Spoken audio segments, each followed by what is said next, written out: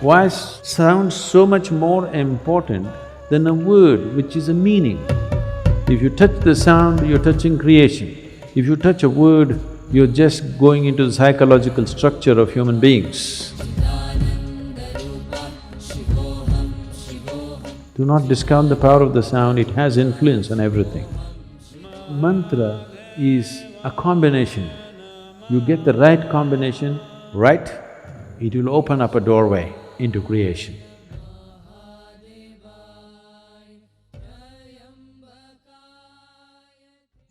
Yes. Is it okay to chant mantras without knowing the meaning? Mantras have no meaning. See, there are two dimensions to a mantra. Mantras are not supposed to have any meanings in the tradition. There are different types of mantras. Unfortunately, the mantras which are normally known, they have given them meanings so that people can involve. Because there are lots of idiotic people who cannot involve with anything that's meaningless. That is why they miss the sunrise, the sunset, the moon, the full moon, everything they miss because it's meaningless. What is the meaning of a full moon? There is no meaning, only if you're in love it means a lot. Otherwise, what is it? Nothing. It's not meaningful means it is not useful. So, all the idiots on the planet will do only meaningful things. Yes, because they have no intelligence to recognize life and the many facets of life. It is not because you have attached a stupid meaning to it, it exists. It exists beyond you. It existed before you, it will exist beyond you. It is not because you give it a meaning, it's become useful or not useful. So the stupid in the world will do meaningful things. They may be intellectual, but life stupid, they have no life sense. If you have life sense, you will see it is the most meaningless things which really set you on fire, isn't it so? No? So they created two kinds of mantras. One larger set of mantras which have no meaning, just pure sound. You will see this in our music also. The Yaksha program happened just now and many of our people who are looking for meanings were thoroughly bored because they're doing alap for 40 minutes, Say something, say at least Shiva, Shambho, something. No,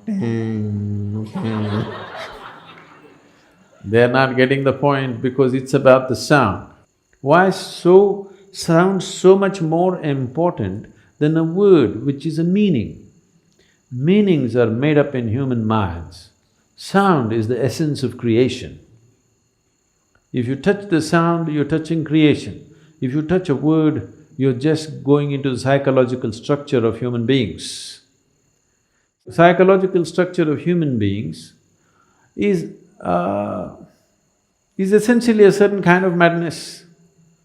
We can enjoy it, we can use it, but essentially it's a certain kind of illusory setup.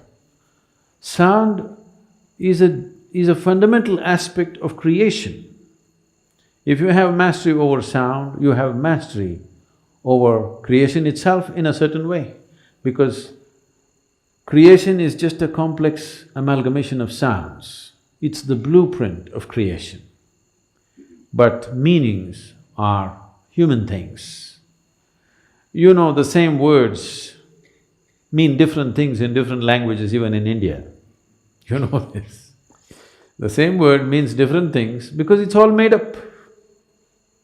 The sound is not made up. Sound is part of the creation. Sound is part of the existence. Sound is part of making the creation happen. Right now, the whole creation is reverberating in a certain way. You cannot hear it, it doesn't matter. But the words and meanings are a human making. It is meaningful only as a conspiracy. When I say a conspiracy, do you hear what the cricket is saying? What is he saying? You don't know, but they're talking. They're also like you.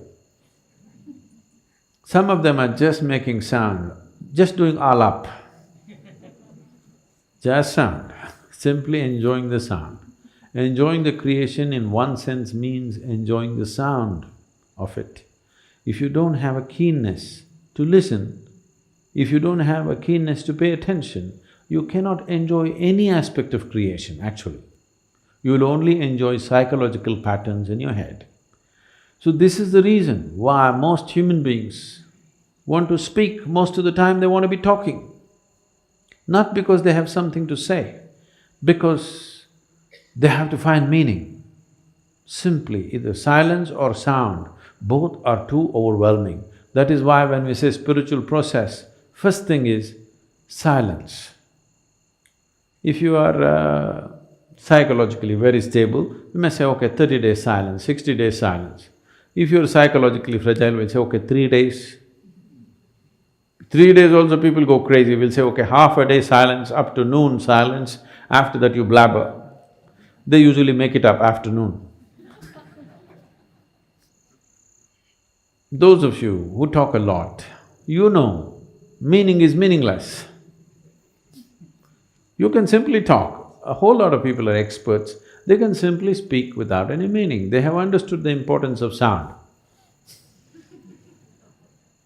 They can go on talking without making any meaning. Now, if you were a bird, we would pardon you. If you were this one, we would be okay. Or if you're a musician, you would be okay to make meaningless sounds. If you're speaking, you're expected to make some meaning. So mantra is not to be spoken, it is to be chanted. Chanting means chant is of the sound, not of the meaning. Meaning is of speech, meaning is of the word, written word and spoken word.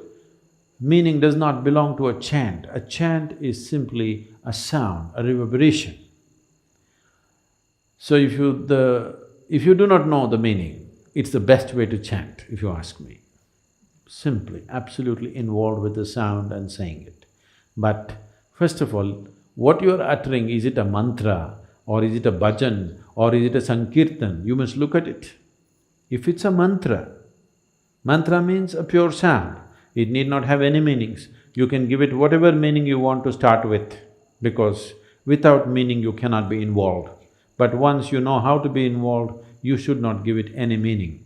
Om Namah Shivaya does not mean you go on imagining one man sitting there on top of a mountain with something happening around him. No. Initially, if that's the only way you can be involved, you can look at the Sivakasi picture. Okay? Once you know how to be involved with the sound, you get rid of the man. He's not needed, he's a disturbance. I'm telling people in Sanyama, they're chanting. Their question is, if Shiva comes, I'm calling so many times, if he comes, just ignore him. Because that's not the thing about mantra. The mantra is that you involve yourself in the sound because you yourself, your physical thing is a certain pattern of sound.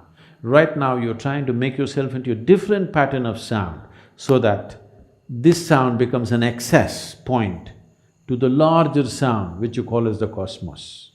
A larger arrangement of sounds is cosmic in nature. Now, you use a certain key sounds in a particular arrangement, you know. In the safes, the locks are called a combination lock. So you have to just get it right for it to open. So mantra is a combination. You get the right combination right, it will open up a doorway into creation.